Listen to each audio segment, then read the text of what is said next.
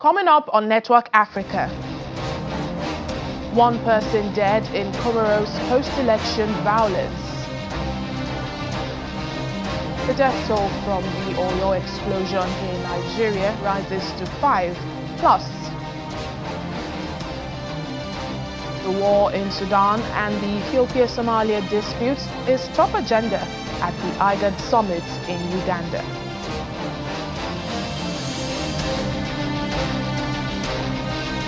Hello and welcome to the program today. I'm Layo Olarinde. A second day of unrest in the Indian Ocean island nation of Comoros has left one person dead and at least 6 others injured.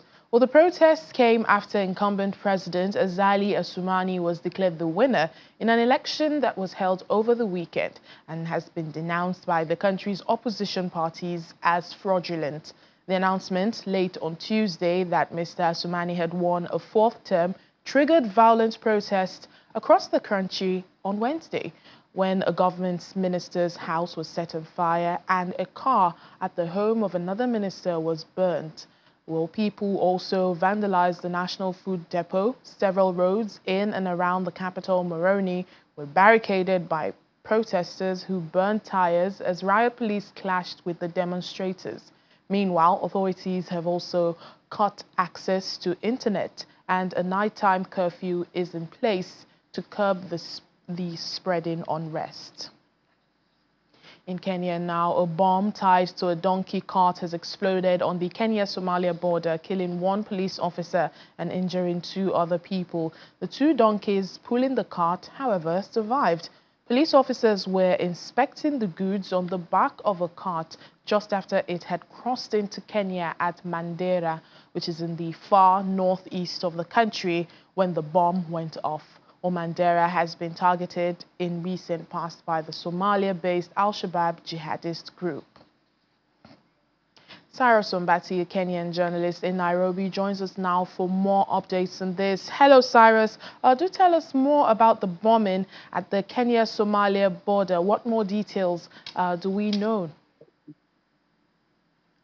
Thank you so much for being on the show. What we understand now is that there's 1 cop who died yesterday when the bomb went off on a cart that was being pulled by 2 donkeys. The 2 donkeys were seriously injured. These donkeys were carrying fuel from the Somalia side crossing to Kenya. And this is a place where usually it's known to be a kind of terror-prone area.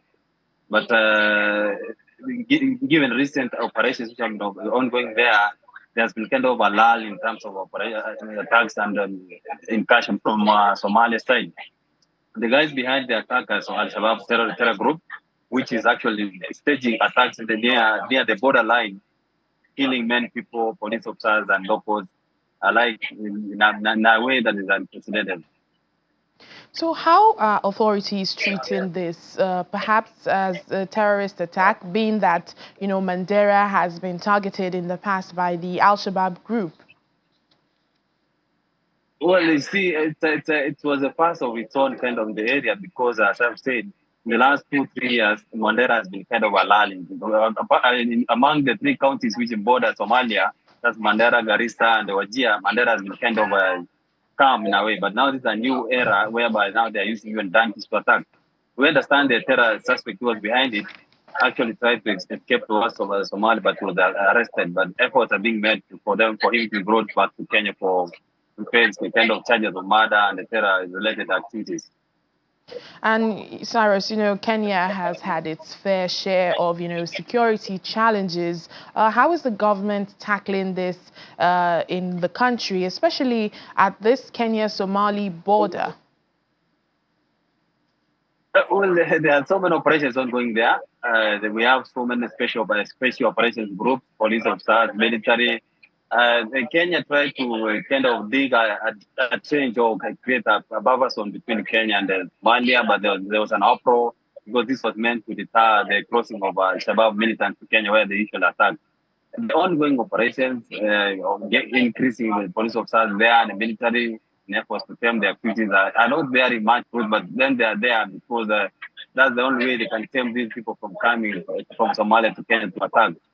Kenya is buying more drones. They're buying more armored personnel vehicles to carry police officers for the operation.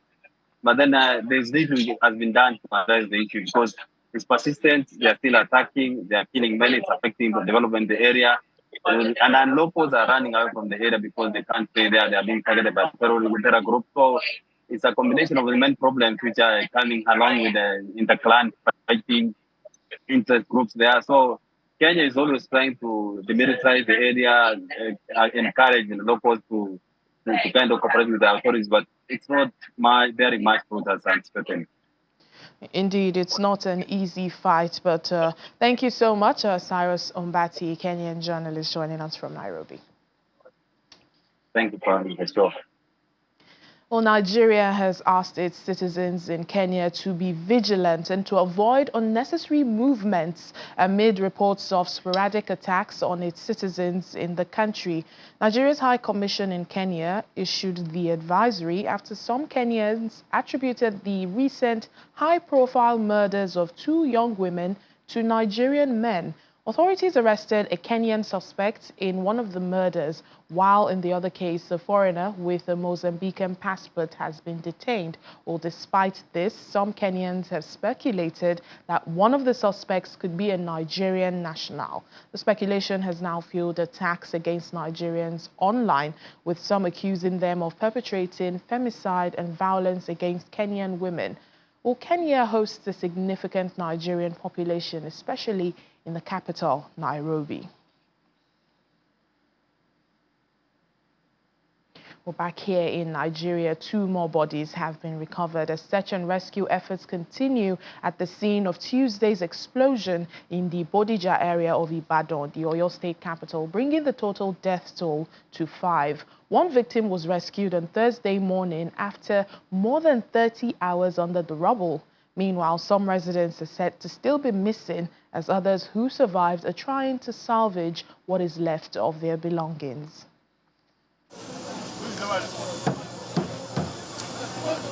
Earth-moving equipment still at work to unearth more victims of the explosion from the rubble.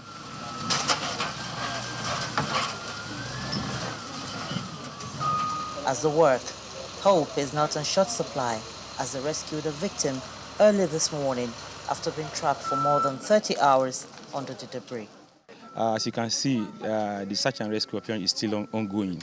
And as soon as event of any update, we'll be releasing it to the Emergency Operations Center. Some of the victims who are now displaced are salvaging what is left of their belongings.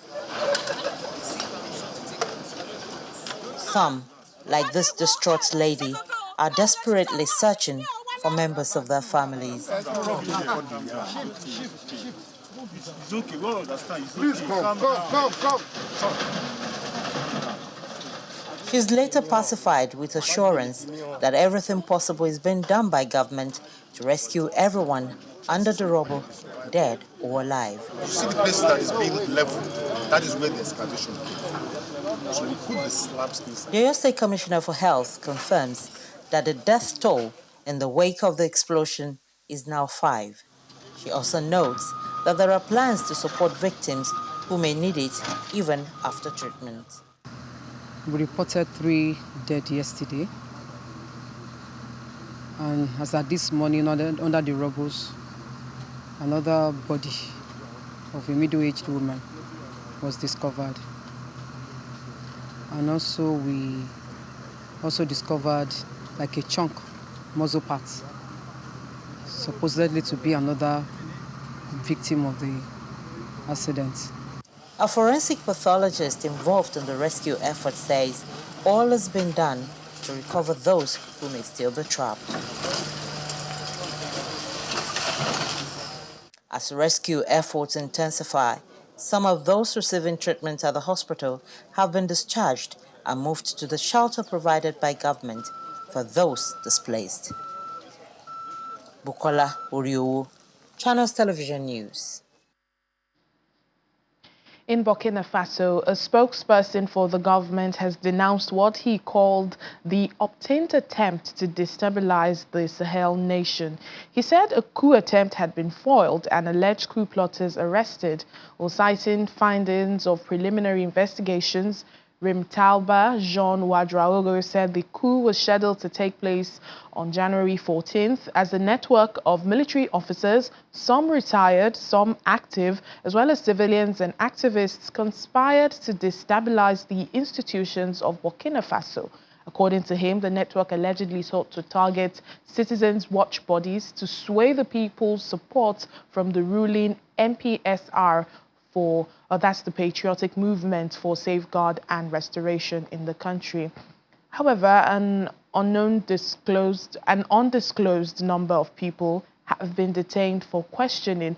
Now, this is the fourth coup attempt authorities in Burkina Faso claim to have thwarted since Captain Ibrahim Traoré took power by force in September 2022.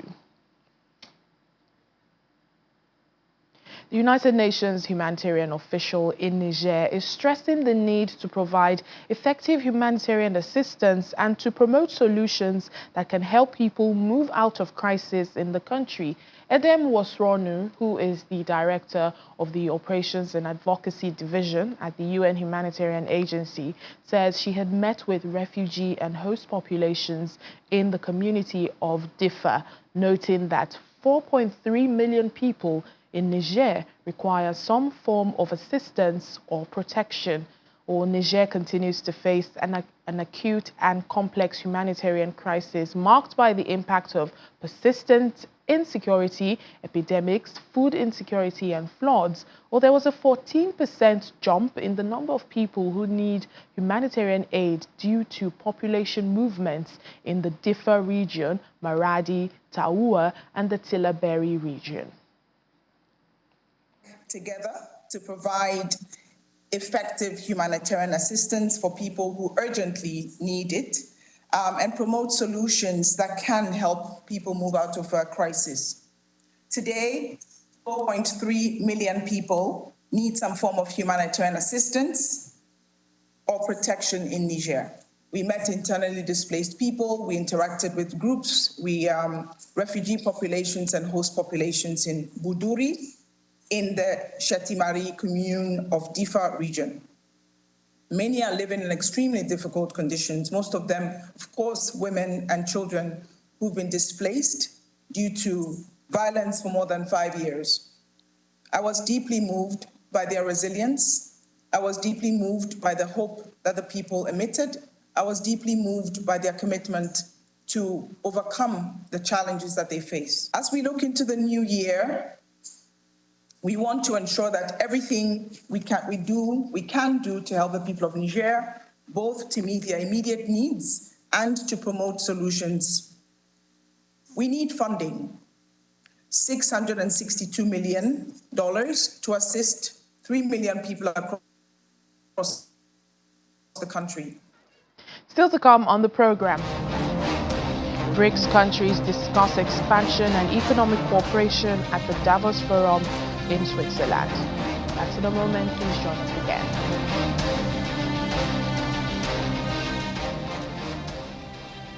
Welcome back to the program. Uganda's permanent representative to the United Nations says the 19th Non-Aligned Movement NAM Summit, currently taking place in Kampala, is a proud moment for his country. Adonia Ayebare adds that Uganda wants to promote South-South cooperation while pursuing strategic non-alignment. Or looking to the coming year, Mr. Ayebare says there is a chance for UN Security Council reform at the Summit of the Future. African leaders have repeatedly called for the continent to be given 2 permanent seats with veto rights at the organization. We are representing developing countries, and the 2 forums that represent developing countries, globally, especially at the UN, is G77 and a non-aligned movement. So basically, we are representing these interests. As you know, Uganda has no established global agenda. We are going to be good representatives of the values and positions of developing countries. One of our strategic objectives is to promote South-South cooperation.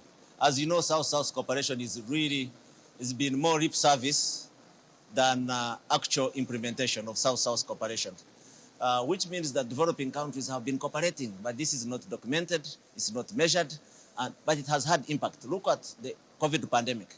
You know, when the rest of the world shut out, you know, the developing countries from vaccines, from PAP, they relied on each other, they cooperated very well. And really, that's what we want to promote, South-South cooperation. I think non-aligned movement has changed since its founding, you know, and their mission accomplished on decolonization. The movement did well. So what next? How do we navigate now the geopolitics and all that?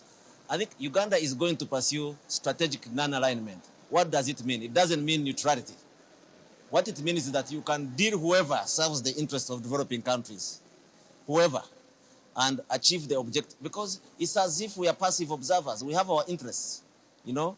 If you achieve them, we deal with you. Strategic non-alignment is what Uganda, it's not a well-defined concept, but we hope to work with academic institutions, think tanks, to sharpen it.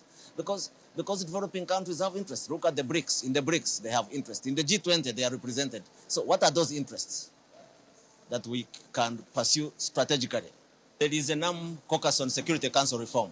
It needs to be activated, that it works with the Committee of 10 of the African Union, concrete working together.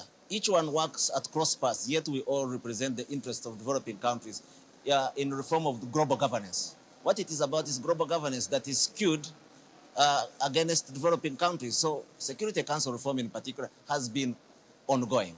But next year, we have a chance. This year, actually, the Summit of the Future. And you know, the non-aligned movement has never been very, very influential in the negotiations at the UN. But we have already managed as Uganda to place it into the discussion and negotiations of the Summit of the Future. Chapter 2 of the Summit of the Future is about international peace and security. We really convinced, within NAM, we didn't have an agreement on that because some member states feel uncomfortable with NAM projecting power, but now we have agreed. Summit of the Future, we have a seat.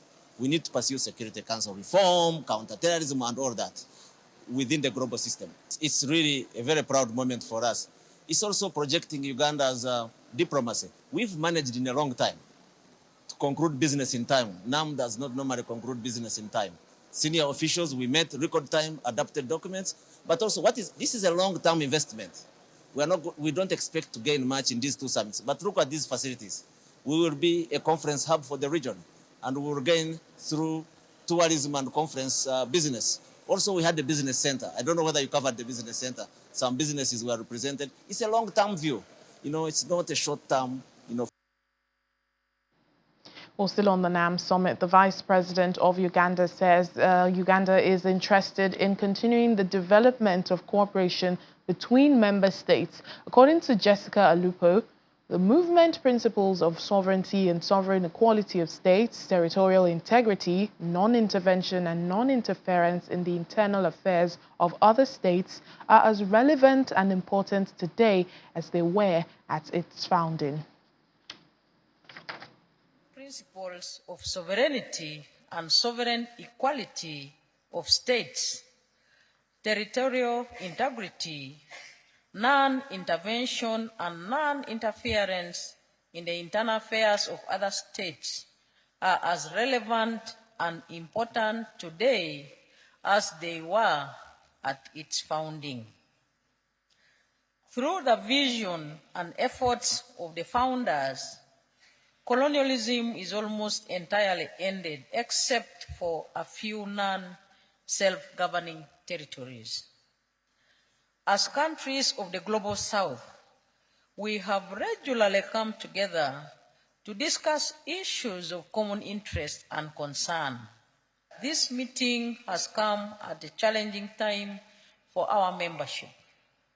From the political and diplomatic front to the social and economic, there are many existing new and emerging issues that challenge our individual and collective efforts towards building prosperous and resilient societies. Ongoing geopolitical tensions and conflicts, such as the current conflict between Israel and Palestine, Ukraine and Russia, etc., are a matter of concern for all of us. We believe that deepening cooperation is the best mutually benefiting way to create global wealth and affluence that can trickle down to all parts of the world and in turn enhance the capacities of all economies to increase global demand, create jobs for our people, and also create markets among economies, but also all the nations of the world. Somalia's foreign ministry is calling on Ethiopia to retract its deal with Somaliland. In a statement published on Wednesday, the ministry says that there is no space for mediation unless Ethiopia retracts its deal with Somaliland and reaffirms the sovereignty and territorial integrity of Somalia. Well, Ethiopia signed the accord with Somalia's breakaway region of Somaliland on New Year's Day, sparking Somali outrage. Well, Somalia still considers the region as part of its territory and has described the deal as a violation of its sovereignty. Well, the ministry's comments come after the African Union's Peace and Security Council called for restraint and said that Somalia's sovereignty should be respected. The council also expressed its deep concern over the potential impact on the wider region of an escalation of tensions. In the meantime, members of the East African Regional Bloc, IGAD, have also met in Uganda to discuss the Ethiopia-Somalia dispute. While on the agenda of the 42nd Extraordinary Summit was also the war in Sudan.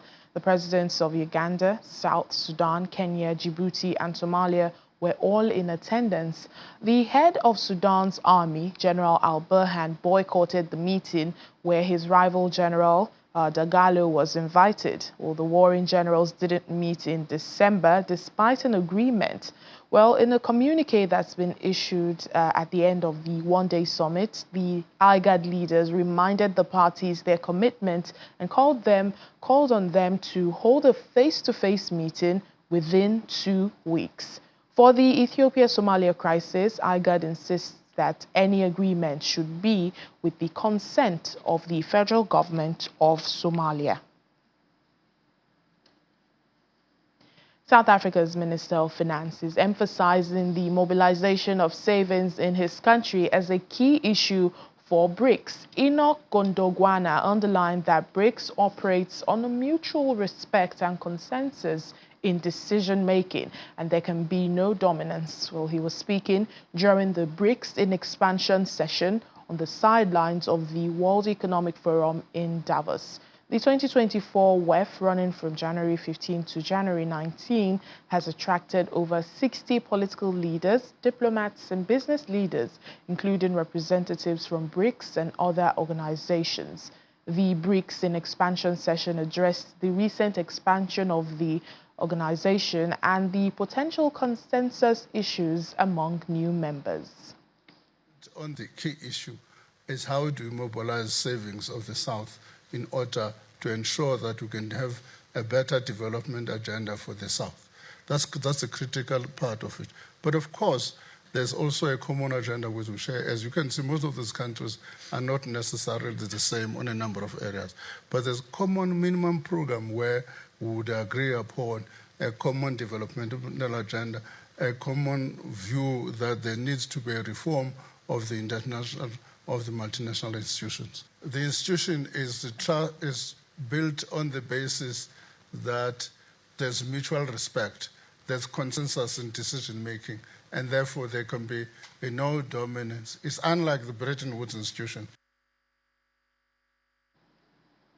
And news just coming in that the former Sierra Leone president, Ernest Bai Koroma, is reportedly preparing to spend 3 months allowed by the courts in his country in Nigeria. Well, unconfirmed reports say he should be arriving Nigeria today. 2 days ago, the former president was granted permission by the High Court, a High Court in Sierra Leone in Freetown to be able to leave the country on health grounds. Well, we'll be following this story and bring you updates and more details even as we get them. And finally, on Network Africa, members of the working staff for the Commissioner for Human Rights in the Russian Federation have met with their counterparts in the Republic of Kenya in Nairobi. Well, representatives of the delegations holding talks exchanged souvenirs and gifts after the meeting.